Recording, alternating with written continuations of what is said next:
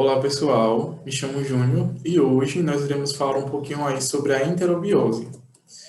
Então, a enterobiose, ela é uma parasitose bem antiga que já existe em registros desde 1500 a.C., em que os pesquisadores eles encontraram alguns documentos, assim como também algumas amostras fecais fossilizadas, em que eles conseguiram comprovar que desde essa época já havia a existência aí desse tipo de parasita.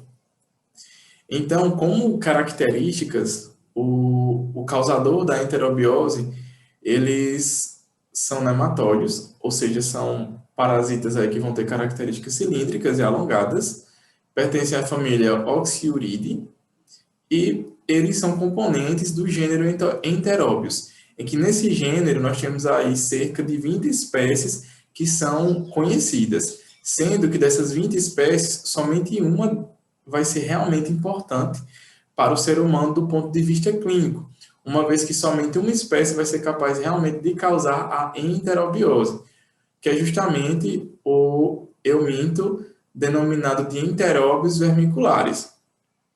Então, esse enteróbios vermiculares, ele pode ser encontrado na região perianal, inclusive ele também pode ser visto a olho nu através da visualização de larvas.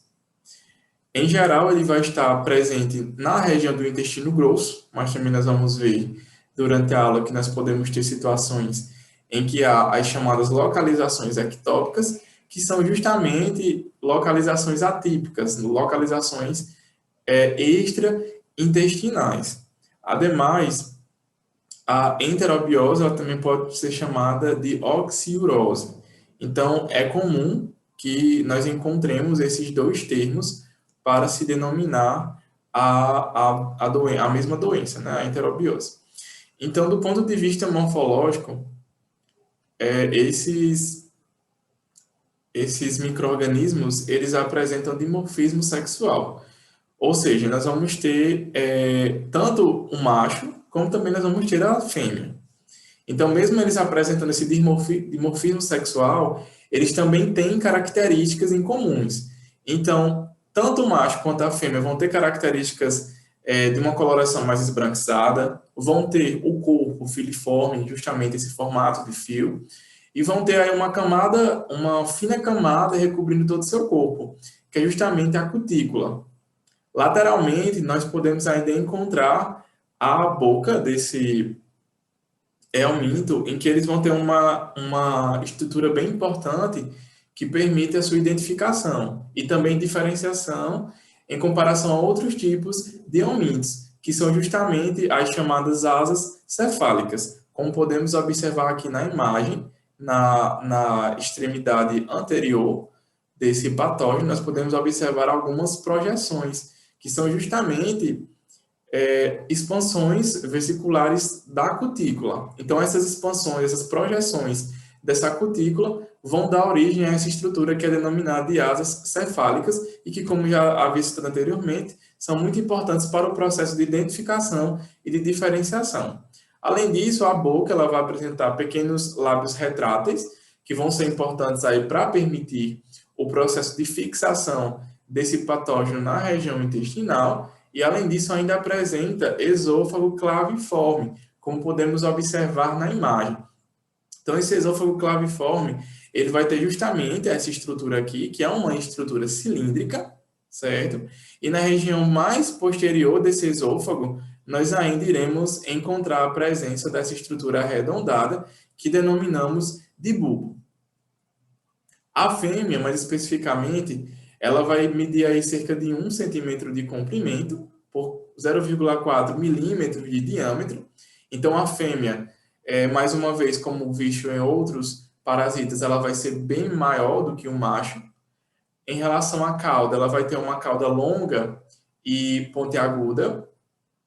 Então, também vai ser uma característica que vai nos permitir diferenciar do macho, já que o macho ele vai ter uma cauda encurvada. Ademais, ela ainda vai apresentar vulva, vagina e 2 úteros, em que ainda teremos presença também de oviduto e de ovário. E alguns autores denominam que essa fêmea ela é semelhante a um saco de ovos, justamente que pelo fato de que quando ocorre o processo de reprodução, ela vai ter uma grande quantidade de ovos, o que lhe dá esse tipo de aparência. Como nós, inclusive, podemos aqui observar na imagem, né, a presença aqui da fêmea, nós vemos também as asas cefálicas, conseguimos ainda observar na imagem também o esôfago claviforme, que vai ter essa característica cilíndrica, a presença de bulbo e mais posteriormente nós podemos observar a presença dos ovos e também da cauda longa e pontiaguda. O macho, ele vai ser um pouco diferente, porque ele vai ser menor, então ele vai ter menor comprimento, a cauda dele vai ser fortemente encurvada e ele vai ter um único testículo, com canal deferente, canal ejaculador e também presença de cloaca. Uma estrutura interessante que ele vai apresentar é justamente o espículo, certo? Em que esse espículo ele vai ser longo, ele vai ter uma característica de espinho, ele vai se apresentar nesse euminto quando ele está em processo de reprodução. Então, nós não conseguimos ver essa projeção com muita clareza quando ele não está nesse processo de reprodução, mas quando ele está se reproduzindo, nós conseguimos ver melhor nessa projeção, melhor esse espículo. Os ovos, por sua vez, eles são bem interessantes justamente porque eles vão ter uma característica que permite diferenciá-los de todos os outros eumintos. Ele vai ter uma característica de D, como podemos observar aí nas imagens. Ele vai medir de cerca de 50 a 60 micrômetros de comprimento, com cerca de 20 micrômetros de largura. Além disso, ele vai apresentar uma dupla camada, só que essa dupla camada, elas vão ser camadas translúcidas, né, transparentes, então a gente não consegue observar coloração, de certa forma, nessa camada. Além disso, vai ter característica de ser liso. E esses ovos, eles vão se encontrar, né, no interior da fêmea, e quando eles são liberados, eles já vão ter a presença também de uma larva totalmente formada em seu interior. Em relação ao habitat desses micro-organismos, o macho e a fêmea, quando eles são adultos, eles vão estar presentes lá na região do seco.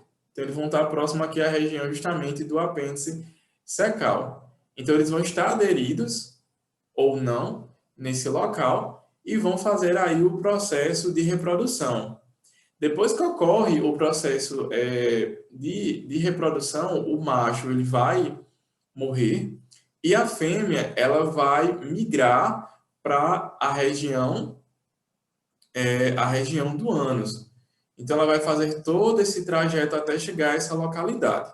Então, a depender da forma, né, da fase em que o parasita se encontre, ele pode ser encontrado ou no apêndice secal ou pode ser encontrado na região anal ou perianal. Sobre o ciclo biológico, ele é um ciclo do tipo monoxênico, ou seja, um ciclo que vai acontecer somente aí no ser humano. Então, o indivíduo ele vai se infectar através da ingestão dos ovos. E essa ingestão dos ovos ela pode acontecer por diversos mecanismos que iremos falar anteriormente. Além disso, pode haver ainda situações de infecções que não são associadas justamente à ingestão desses ovos, que nós também iremos discutir mais à frente. Mas, de forma geral, o indivíduo ele vai ingerir esses ovos. Quando ele ingere esses ovos, nós vamos ter a liberação da larva rabiditoide.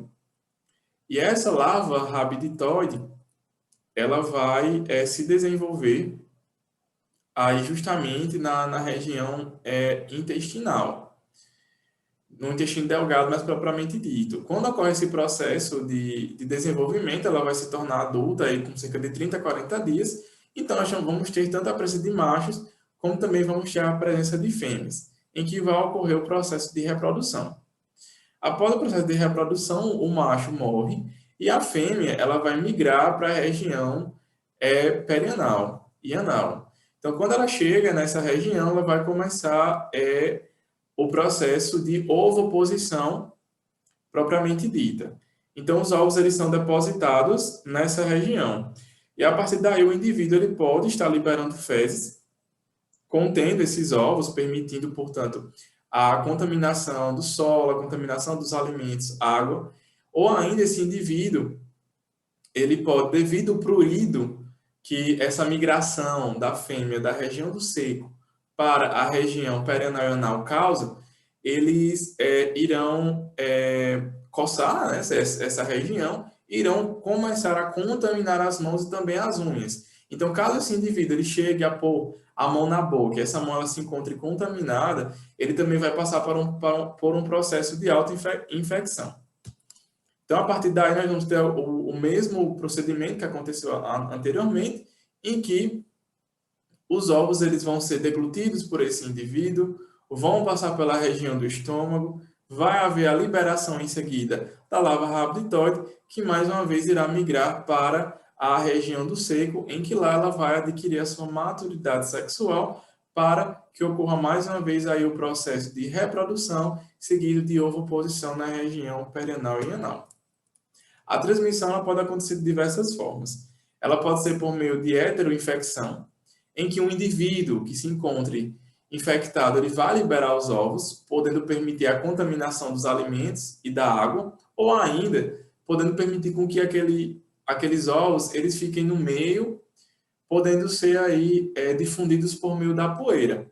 Então, quando um novo indivíduo, um indivíduo que ainda não se encontra contaminado, ele vai entrar em contato com esses ovos de um indivíduo que permitiu a presença dos mesmos em alimentos, poeira e água, nós vamos ter aí o processo de heteroinfecção. Enquanto que a infecção indireta, ela vai se diferir da heteroinfecção pelo fato de que, quando é do tipo indireta, o próprio indivíduo vai se contaminar, e não, ela se infectar, e não causar a infecção de um novo indivíduo. Esse processo também vai se dar pelo fato de que esse indivíduo que está infectado, ele vai contaminar água, alimentos, objetos, ou ainda vai permitir a dispersão dos ovos pela poeira, e a partir daí ele vai infectar a si mesmo. Um outro processo que pode acontecer ainda seria a autoinfecção externa ou autoinfecção direta, que é justamente por meio da rota fecal-oral, em que o indivíduo ele vai entrar em contato com o ânus utilizando as mãos, e a partir daí ele vai levar as mãos à boca, né, contendo aí restos fecais, havendo a presença do parasita. Então, essa situação também vai permitir aí o processo de infecção, que é denominado de autoinfecção externa. Um outro tipo ainda, que é raro, é a autoinfecção interna, em que basicamente as larvas, né, elas vão eclodir ainda presente no reto.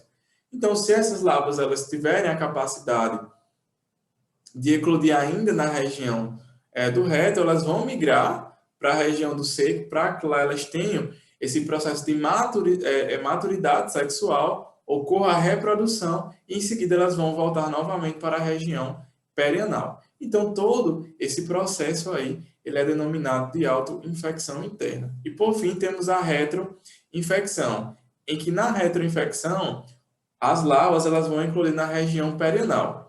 Então, geralmente, indivíduos que têm uma situação de má higienização, eles acabam não fazendo a retirada dos parasitas quando estão tomando banho e fazendo a sua higienização pessoal. Então, isso faz com que os ovos eles permaneçam lá na região anal, ou na região do períneo. As larvas elas vão eclodir e, em seguida, elas vão retornar ao ânus. Então, do ânus, elas vão passar para a região do intestino, mais especificamente no seco, e lá elas vão também ter a sua maturidade sexual e todo o ciclo biológico ele acaba se repetindo. Então, essas são as principais formas aí de transmissão que estão associadas ao enteróbios vermiculares e justamente a enterobiose. Já em relação à patogenice em sintomatologia, Na região do intestino, há todo um processo de irritação local, que esse processo de irritação local ele vai ser justamente ocasionado pelas lesões físicas que são causadas aí pela fixação do parasita. Além disso, em condições mais extremas, pode haver situações de erosão com formação de úlceras. As úlceras, ou ainda a presença de abscessos, elas são formadas principalmente, ou melhor, mais comumente, quando nós temos a presença de infecções secundárias, ou seja, infecções bacterianas, que vão permitir toda uma situação de inflamação e destruição tecidual. Então, as bactérias elas vão atuar como facilitadoras do processo tanto de formação de úlceras quanto de formação de abscessos.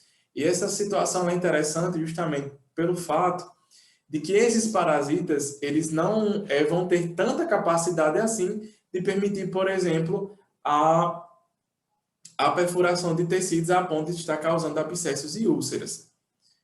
Então, as bactérias elas são imprescindíveis para essa situação. Além disso, o excesso de parasitas ainda podem contribuir para um processo chamado de inflamação catarral. Então, como resposta, né, o corpo ele vai começar a produzir aí uma situação de excesso de muco, que esse excesso de muco, inclusive, ele pode ser observado nas próprias fezes.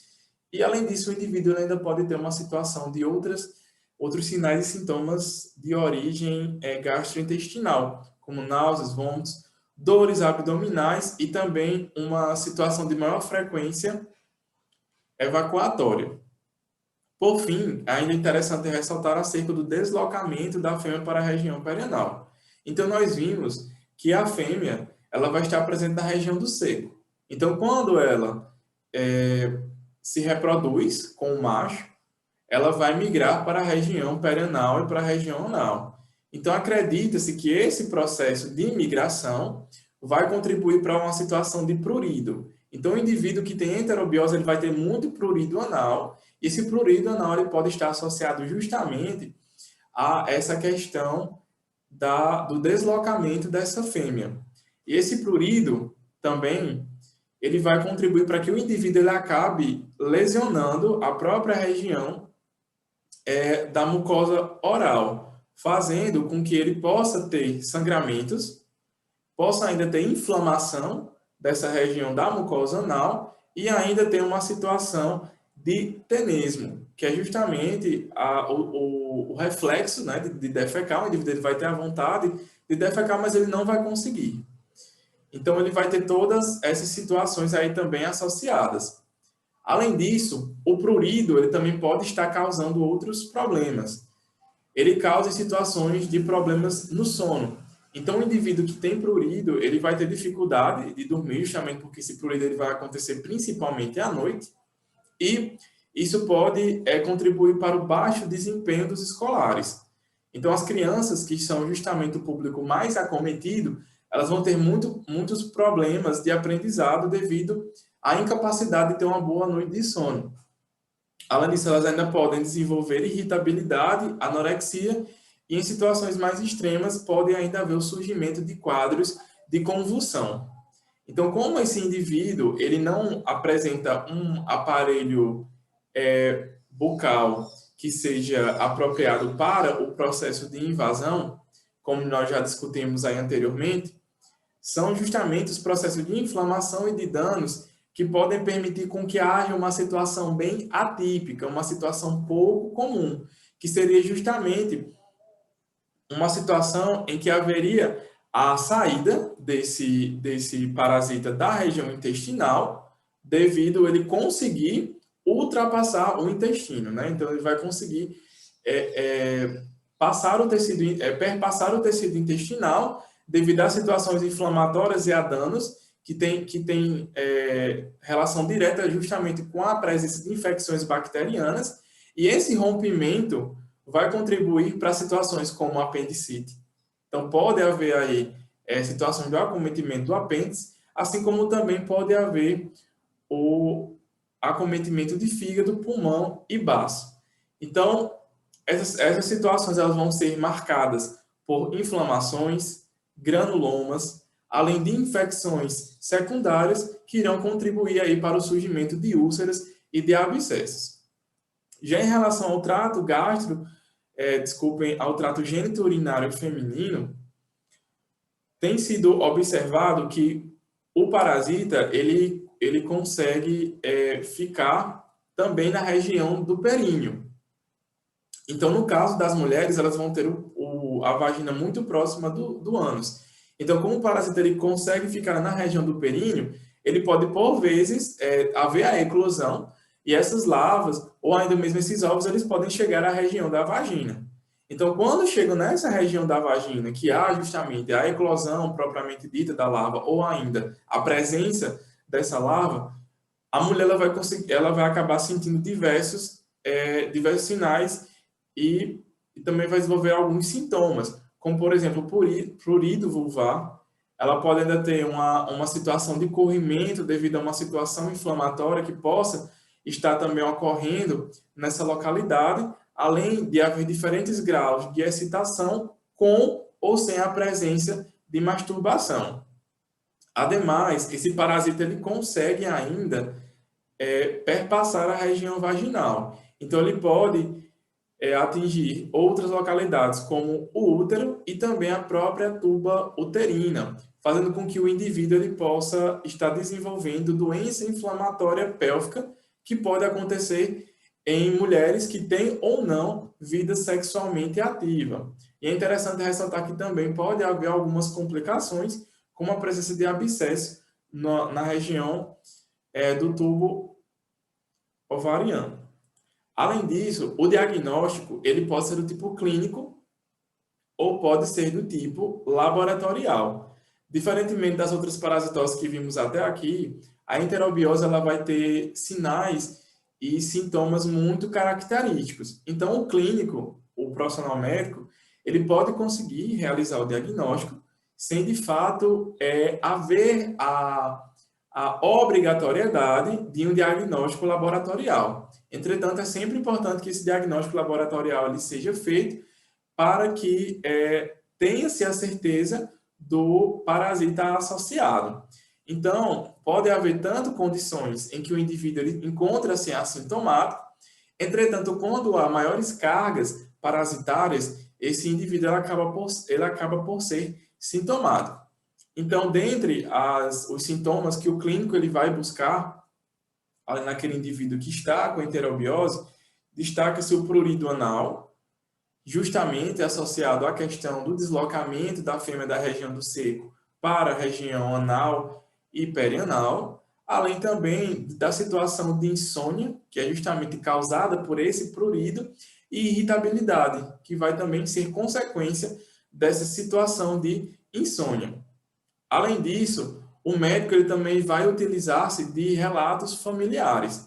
Então, os familiares eles vão relatar, geralmente, quando o indivíduo ele apresenta essa situação, eles vão relatar a presença de lagartinhas na região do ânus ou na região perianal. Ou ainda, o próprio indivíduo ele pode observar a presença dessas larvas em fezes e também no papel higiênico.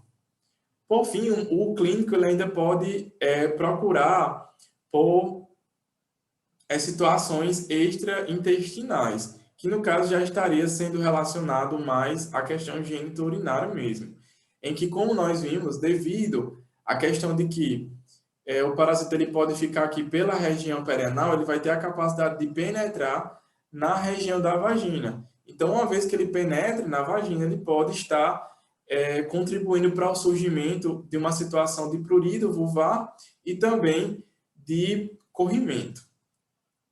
O diagnóstico laboratorial, por sua vez, ele pode ser feito aí por diversos métodos que nós já vimos em aulas anteriores. Então, podemos, por exemplo, utilizar métodos como o Hoffman, Pons e Jenner, ou Lutz, que é justamente o método de sedimentação espontânea. Podemos ainda estar utilizando métodos de centrífugo sedimentação, mas esses métodos eles têm uma característica bem desvantajosa, pelo fato de que, geralmente, eles vão ter uma baixa sensibilidade. Então, é difícil de fato, conseguir estar diagnosticando o indivíduo que tem enterobiose somente utilizando esses métodos, sobretudo se trabalharmos com uma única amostra fecal. Então, é comum que os casos, que somente 5 a 15% dos exames feitos por esses métodos com menor sensibilidade, eles realmente consigam detectar a presença do parasita. Dessa forma, é importante com que haja a utilização de um método com maior sensibilidade, que nesse caso é o método de Graham ou método da fita adesiva, em que basicamente corta-se um pedaço de fita adesiva que seja transparente. Essa fita adesiva ela vai ser adicionada a um suporte, que pode ser um tubo, e a parte adesiva ela vai entrar em contato justamente com o ânus do indivíduo que se encontra suspeito, tanto a região anal, né, como a região aí perianal. Em seguida, essa fita ela vai ser diretamente adicionada em uma lâmina, como se fosse uma lamínula, e vai ser feita a investigação por meio de microscopia, podendo utilizar os aumentos aí de 10 a 40 vezes. Então, como são ovos, justamente que busca-se, né, ou ainda talvez a presença de larvas, pode ser que a gente consiga observar a presença, sobretudo, dos ovos só na de 10 vezes. Do ponto de vista epidemiológico, o Enterobus vermicularis ele vai ser encontrado aí em diversos países, em que nós podemos ter situações aí em que a média em locais como Europa, Austrália e Estados Unidos chega a prevalência de até 11,4%. E até uma prevalência baixa, né, se pensarmos, justamente pelo fato de que a Europa, a Austrália e Estados Unidos são países que vão ter maior saneamento básico. Então é comum que parasitas como Enterobus vermiculares, eles não sejam tão prevalentes assim. Entretanto, é uma parasitose que nós chamamos de parasitose da infância, né? Então, é uma doença que ela vai ser muito comum na infância, em que observou-se em alguns estudos epidemiológicos que crianças que têm até 10 anos de idade, elas vão ter 4 vezes mais chances de apresentar enteróbios vermiculares do que indivíduos que já tenham de 11 a 16 anos. Isso está associado justamente pela dificuldade do autocuidado que essas crianças têm, sobretudo em relação à própria higienização, assim como o consumo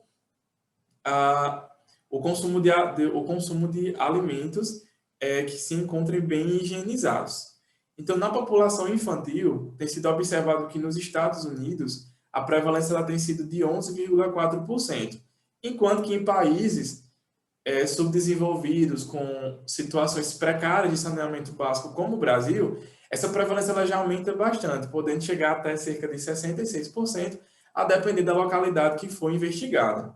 E em outras localidades do mundo, como por exemplo a Índia, alguns achados eles são bem interessantes, em que evidenciou-se que a prevalência dos indivíduos que se encontram com enterobiose, elas são muito semelhantes nas diferentes faixas etárias. Então, basicamente, o mesmo contingente de casos que se observa em adolescentes e crianças também vão ser observados em adultos e idosos. E esse achado ele pode estar associado justamente às precárias condições de saneamento básico que observamos em algumas localidades aí da Índia. Além disso, esse parasita ele pode ser encontrado em camas, roupas de camas, toalhas, e como nós vimos aí durante a aula, os ovos, eles vão ter a capacidade de se dissipar muito facilmente pela poeira.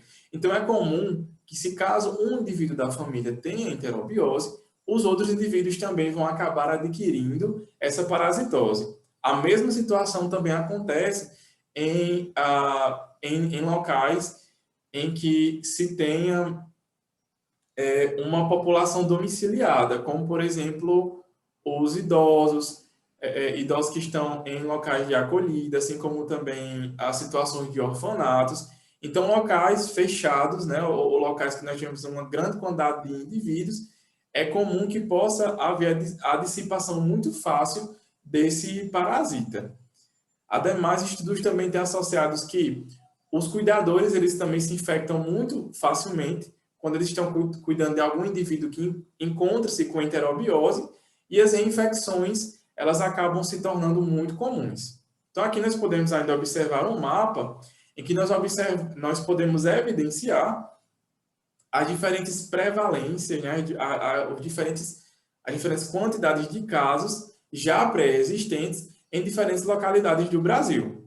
Então, nós observamos que, sobretudo na região mais nordeste e litorânea, né, do Brasil, nós podemos observar que há uma alta prevalência, enquanto que já na região norte, centro-oeste e sudeste, temos uma situação já de prevalência média ou intermediária, e já na região sul, essa prevalência ela se torna mais baixa, justamente as boas condições aí de saneamento básico que é observado na região sul do Brasil. Sobre a profilaxia, recomenda-se que as roupas íntimas, as vestimentas, roupas de cama daquele indivíduo que está infectado, elas nunca sejam sacudidas, justamente para impedir a disseminação do parasita pelos cômodos da casa, pela casa, mas que na verdade elas sejam enroladas e depois de enroladas cuidadosamente, elas sejam lavadas diariamente em água fervente, justamente para permitir a morte do parasita. Além disso, é recomendado que haja o corte das unhas, a lavagem das mãos, sobretudo antes das refeições, que haja também banhos diariamente, sempre ao levantar-se, que também seja desestimulado o ato do indivíduo coçar a região perianal, além de combater o mau hábito de levar a mão à boca ou ainda a onicofagia, que seria justamente roer, né, as unhas, o consumo das unhas.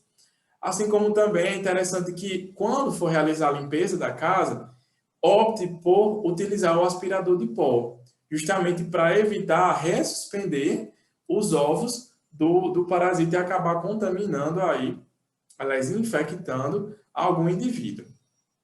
E, por fim, é importante que haja o tratamento de todas as pessoas parasitadas da família ou ainda de outra coletividade, né? Orfanatos, asilos e outros tipos de situações que envolvam também as coletividades. O tratamento ele pode ser feito com palmoato de pirantel, albendazol e ivermectina. Então, pessoal, é basicamente isso.